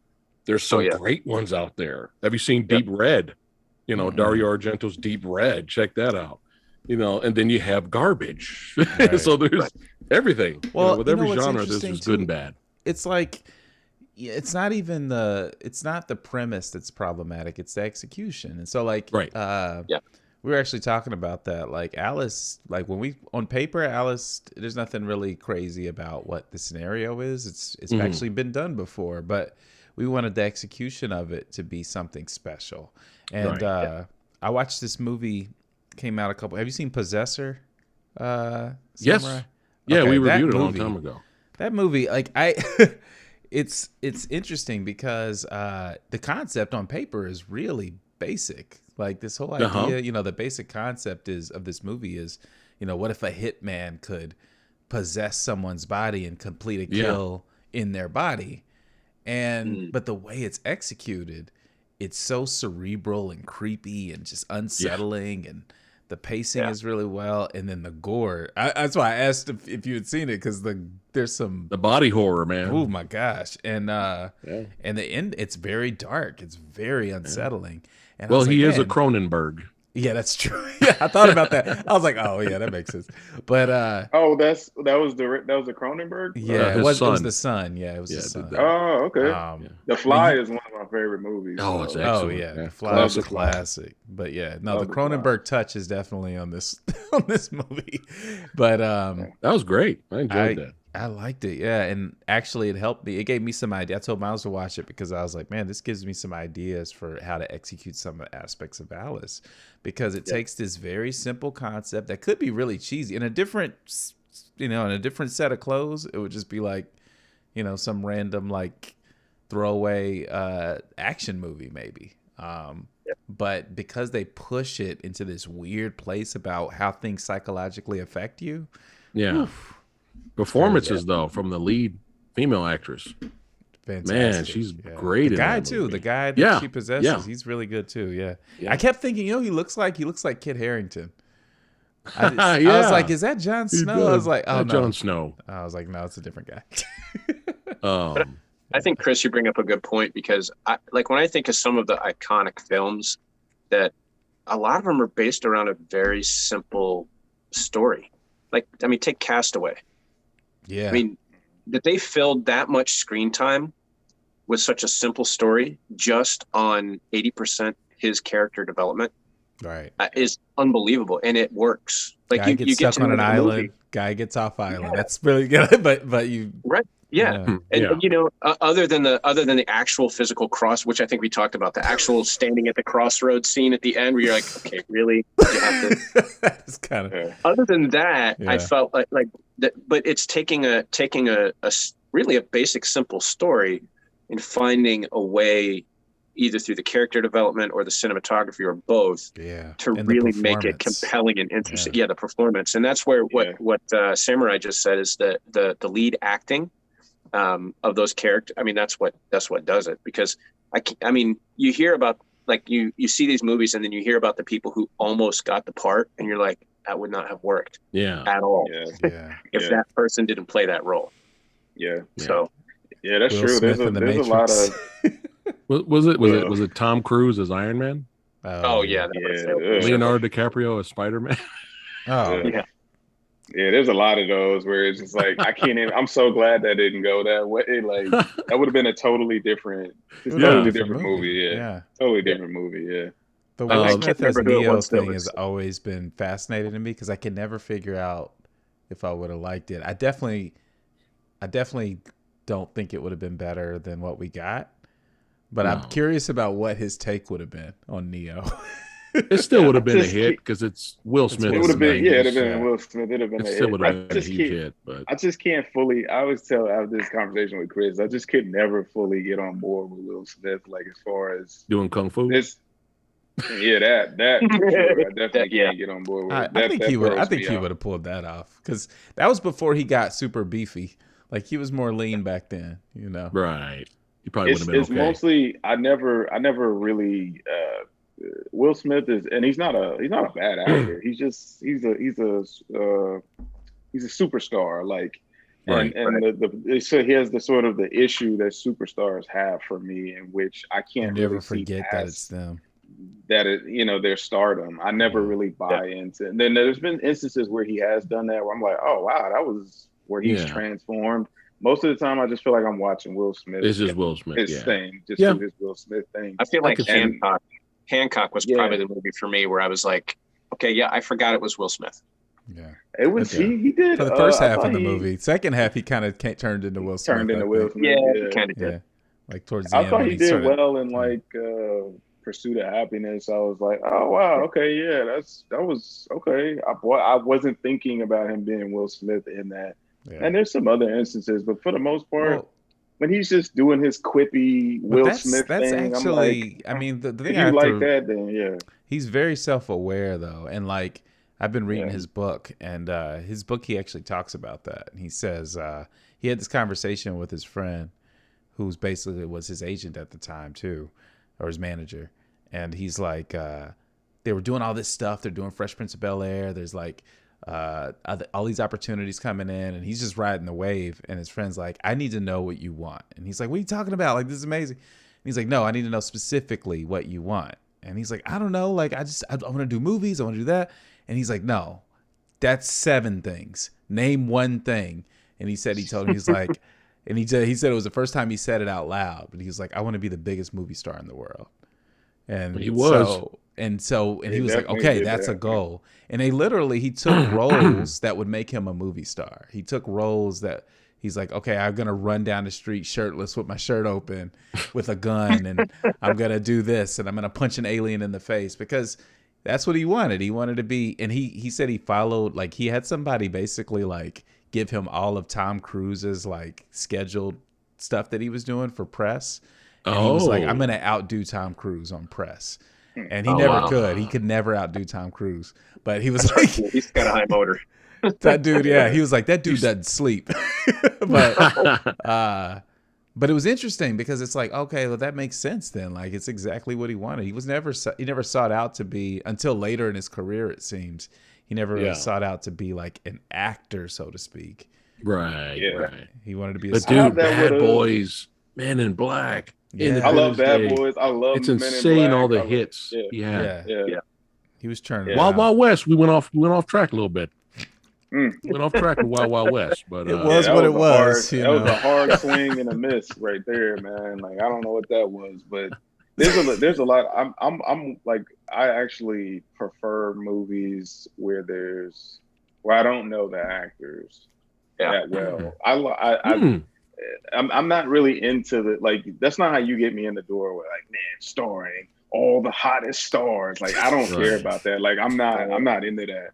Like, because I like to, because it makes it difficult for me to buy into characters. Now, sometimes there's actors that are just phenomenal actors where they do roles and I just believe them. Like, they're just really good actors, and it doesn't matter what they're in. They just sort of transcend the role. But there's a lot of them where they have the superstar thing where I don't really care to go check out a bunch of movies that just have superstars in them. Like, I like to see up and coming, like, talent that I don't know, like that I've never seen before, because I have nothing, no like preconceptions in my mind about what this person is or what they do, and it allows me to believe whatever character is. If they do a good job, obviously it allows me to believe it better than, like, I'm just watching Tom Cruise do Tom Cruise stuff. Like, I never buy him in anything. He's just Tom Cruise doing crazy Tom Cruise stuff. I never buy him as, like, a character or whatever. Well, like, I don't know. I think earlier in his career he did more. He did early, not more. now. No, now he's just like action man, right? He's action man. He's an action figure, yeah. And I think he leans into it too. I think he owns it. He knows he's a movie star. He's one of the few people that's left that could sell a movie. You know what I mean? Like, it's crazy that Edge of Tomorrow bombed. And that's such a good movie. It's so, and if Edge of Tomorrow came out earlier, it would have been the biggest hit for the summer. And it's just like, it would have had a sequel. It just, They kind of foobarred, like, the release of that movie though, because I was reading, like, because I caught it on TV one day, and I was like, this is a good movie. Why have I never heard anything about this? Like, I just happened to catch it randomly. I was like, it's actually pretty good. Yeah, Bill Paxton in there.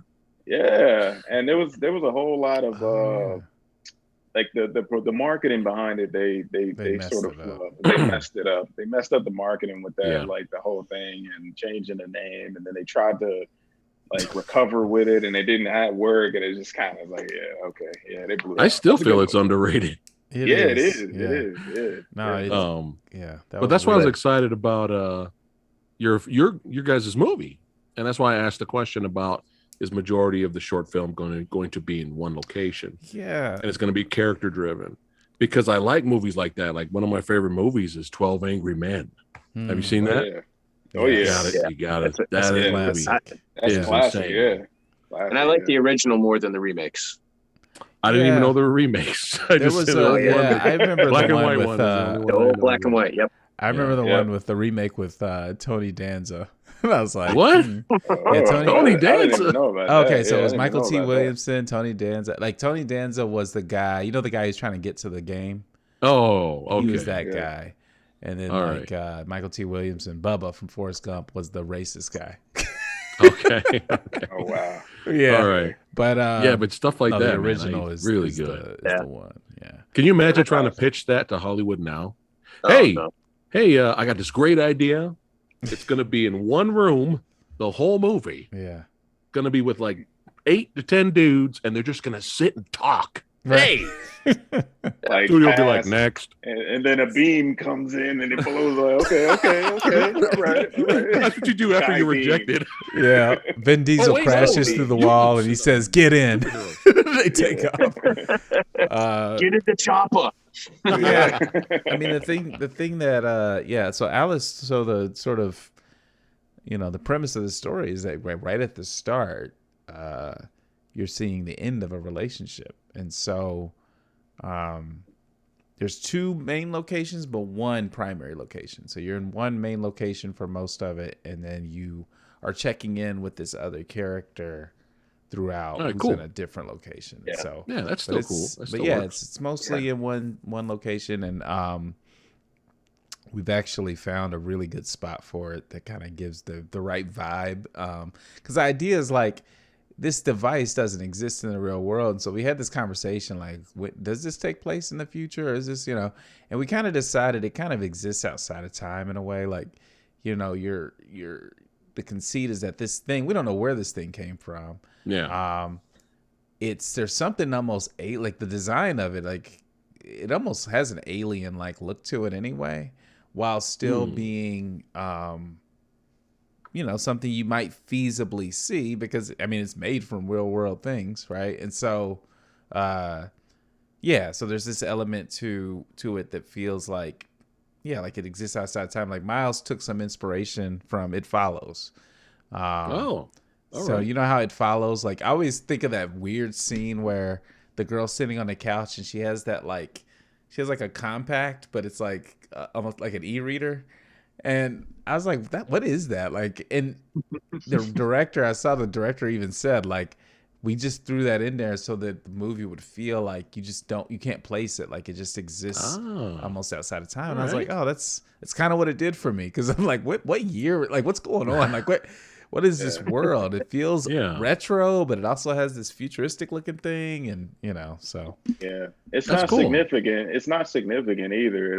That's the thing that I kind of like about that movie specifically too, is like, it doesn't even really matter when this is taking place. That could easily be in the 80s or something, like if you just wanted it to be, or it could be now, like, and that's kind of how ALUS is. It's like it just kind of takes place at a time. Have you guys seen The Invitation? I did see that. Yeah. That's the one with Netflix one. Yeah, is that the one with Logan Marshall Green? Yeah. That was wild. Yeah, that was wild. Yeah. I haven't watched it in a while. I actually was trying to remember. I was like, oh, that was a good like one location movie. Yeah, it was. I forgot about that. Yeah, it's a slow burn too. I remember being like, what is going? Like it was tense, but you don't know why it's tense, and then it just. yeah. That's a good one. Yeah. Well, this is awesome. Is there any? I don't know if there's anything I'm missing, Miles. If there's anything else we need to say about ALUS or anything we want to do to kind of, I think to talk about Swim Good. I feel like we covered everything, but yeah, I feel like we talked pretty much about. I mean, now we're pretty much closing in on the end of the campaign. Like, so it's getting closer to that time to actually start. The nerves are starting to kick in for sure. I'm like, all right, now it's like it's time to actually go, execute. So I'm excited though. Like this is because everything that we've shot so far has been sort of, just us trying to, we jumped so far from just like, hey, you want to try like maybe shoot a film like real quick, like a short, like just like practice or whatever. We went from like practicing to like, all right, we got a producer and we got like a $10,000 budget. So like, we missed some steps somewhere along the way. We made a pretty big leap, but it was like it kind of just happened the way it happened, I guess. So I'm excited, man. I can't wait to like get on set and actually start, piece it together and like get together with the crew. I think it's gonna be fun, man. It's gonna be super fun. I can't wait. It's fun to create. Yeah, it is. Yeah. I mean, and that's the thing, right? Like just getting to make something, and it's so refreshing just to like be working on something because we believe in it and not just because it's your job, Right. Right. And that's we also. I think the part too for me is like I don't have any expectations of this. Like I'm not expecting anything from it. Like a bunch of like, we're gonna get $1 million. No, I just don't have that in my mind. It simply is. It's fun. Like beyond anything. Like it's just. I mean, we ain't got nothing else to do. So you know what I mean. Like, it's just like let's make a movie. Yeah. ALUS for Academy Award winning Best Picture. Right. What were you thinking when you were made? We didn't have nothing else to do. So I think that's when it's at its best, man. Like someone said that to me recently. It's like when you start doing something, if you're only doing it because of your expectations that you have, like you're probably not gonna go very far because you're not gonna enjoy doing it. You're gonna only do it if you see the result that you're looking for. And if you don't see that result soon, you're gonna be like, all right, this is a waste of time. I gotta go do something else. Yep. I just want to see it get made because I think it's a cool idea. Like I don't really have that idea of it being anything more than that. If it is, then that's dope too. But if it's not, just to be able to say, because me and Chris, like we talked about this like 2 years ago. I feel like we talked about working on it. We even wrote which we may even shoot that at some point. Because I feel like we were getting pretty far along with that, and then we kind of sort of backed it away from it. Yeah. And so just to see something that we thought of come, to fruition from beginning to end, like I just want to see that. I just want to see the finished version of it, and have other people be able to see it. That's where I'm at with it. So I think it's gonna be fun though. Yeah. Awesome. Yeah. I think that passion-driven projects, they always turn out better. One of the things that kind of changed even the trajectory of what I decided to do with my career was I heard a talk from Alan Watts, and the whole thing was, if money wasn't the object, what would you do? Like, what do you really want to do? And he said, whatever your passion is, do that. Don't worry about the money. Just become a master of that, and the money will follow. He's like, but do it because you love it. Otherwise, you're going to be spinning your wheels. And I think watching the way these guys are doing it, it's a passion, and you can tell it's a passion, which is why I think they're so driven to make it what they want. I think it's going to be really, really cool. I think it's going to surprise them how much positive comes back their way from this project. Wow. All right. Well said. Yeah. Well said. Yeah. Well, and then for any future projects, if you need any voiceover work, you got the golden voice. You got the golden voice. Yeah. That buttery smooth baritone. Oh yeah. Oh man. That's the big announcer voice right there. Yeah. Oh yeah. Well, this is awesome, man. I appreciate y'all hopping on. This has been fun. If you're watching this live, thanks for joining us. If you're watching this later, also thanks for joining us. If the campaign is going through basically the morning of January 31st. Please, if you haven't given yet, please do to support this. We are really excited about where we are in the campaign. There's always more that we can do. We have a lot of great ideas for the marketing. We've talked about shooting some Hey Siri style commercials for ALUS that we're pretty excited about. That also turn dark. Yeah, I like that. So there's a lot of potential here. But thank you, for joining us. I don't know if you all want to say anything else before we hop off. Go ahead, Gary. Oh, I'm good. Thanks for having me. This has been a lot of fun. Like Miles and Chris are saying, I'm looking forward to getting to the filming part. To me, that's going to be cool, watching ALUS in action and being able to be a part of things. So I'm looking forward to it. Finished product, I think is going to be awesome. So thanks for having me. It's been a blast. I'll jump on with you guys anytime you want. Awesome. Yes. And again, thanks for having the samurai guy hanging out with all these badasses. That's right, Gary. You're a badass too. That's right. Legends. That's right. Legends. Future filmmakers. Actually, you're already doing it. So again, thanks for having me. And everybody that's watching right now, y'all know what you need to do. That's right. Like, share, and subscribe the video. That's right. Support the campaign. Yeah. That's right. Support sci-fi and horror, baby. That's right. ALUS coming soon. It's going to be great. It's going to be awesome. And I guarantee it's going to be better than Avatar. Ho! And see. Can't beat that. Awesome, man. Yeah. Well, thank you both so much for joining us. This has been a blast. Thank you for anybody who's watching. Thank you so much. More to come on this. More to come from Two Blacks and a Mexican as well. We're going to get some things going on here. We haven't figured out fully what it is yet, but we're getting close, I think. We had some really good conversations towards the end of the year about what kind of content we wanted to make here. So stay tuned for that. More updates on ALUS to come. The best thing you can do is back the Kickstarter to keep getting updates, because anybody who's a backer is constantly getting information about this project. But other than that, thank you for joining us. This has been Two Blacks and a Mexican. Samurai, Gary, Tawny, her dog. Thank you and have a good night. Yeah. All right. Bye, guys. All right, man. Take it easy. easy. Man. Thanks, man. Take care, guys. Yeah. Are we off the air?